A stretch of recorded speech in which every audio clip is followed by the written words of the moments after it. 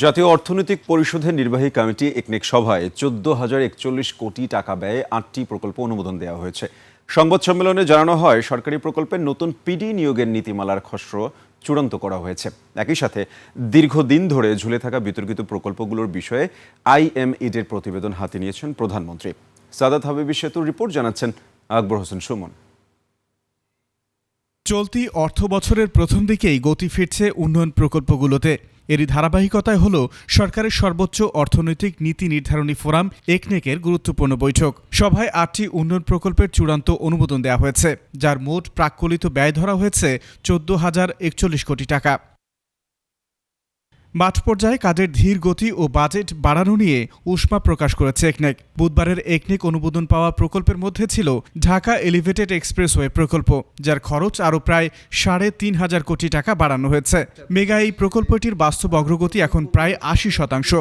দীর্ঘসূত্রিতার পেছনে এই যে দীর্ঘদিন ধরে যে চর্চা চলছে এবং দায়িত্বহীনতার জায়গা চলছে এবং বিভিন্ন প্রতিষ্ঠানের মধ্যে সমন্বয়ের জায়গা চলছে, জবাবদিহিহীন একটা অবস্থা চলছে, সেইটার ব্যাপারে এর আগেও বেশ কয়েকটি প্রকল্পের ক্ষেত্রে মাননীয় প্রধানমন্ত্রী সরাসরি তদন্তের নির্দেশ দিয়েছেন। বৈঠক শেষে সংবাদ সম্মেলনে তুলে ধরা হয় বিস্তারিত।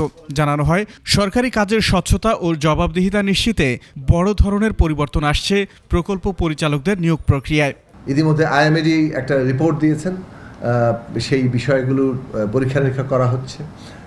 পিডি নিয়োগের নতুন নীতিমালারও খসড়া তৈরি হয়েছে, সেটাও আলোচনা চলছে এবং এই কাজগুলো সম্পন্ন হলে একটা পূর্ণাঙ্গ বাস্তবায়ন নির্দেশনা তৈরি হবে, যেটার অনুসারেই আমরা ভবিষ্যৎ প্রকল্পগুলোকে বিচার করতে পারব। খুলনার রূপসায় রাস্তা নির্মাণ প্রকল্পে অনিয়মের প্রমাণ মেলায় সরকারের উদ্যোগ তুলে ধরেন প্রতিমন্ত্রী। খুলনার একটি রাস্তা নির্মাণ প্রকল্পকে কেন্দ্র করে রূপসা এলাকায় একটা তদন্ত কমিটি গঠন করা হয়েছিল। সেই তদন্ত কমিটির প্রাথমিক রিপোর্টটি আজকে পেশ করা হয়েছে এবং সেই রিপোর্ট অনুযায়ী দায়ী ব্যক্তিদের বিরুদ্ধে ব্যবস্থা নেওয়ার জন্য মাননীয় প্রধানমন্ত্রী নির্দেশনা দিয়েছেন। যেসব প্রকল্প দীর্ঘদিন ধরে ঝুলিয়ে রাখা হয়েছে এবং নানা বিতর্কের জন্ম দিয়েছে, সেগুলোর একটি বিস্তারিত পর্যালোচনা প্রতিবেদন তৈরি করেছে IMED, যা ইতোমধ্যেই প্রধানমন্ত্রীর হাতে পৌঁছেছে বলে জানান প্রতিমন্ত্রী।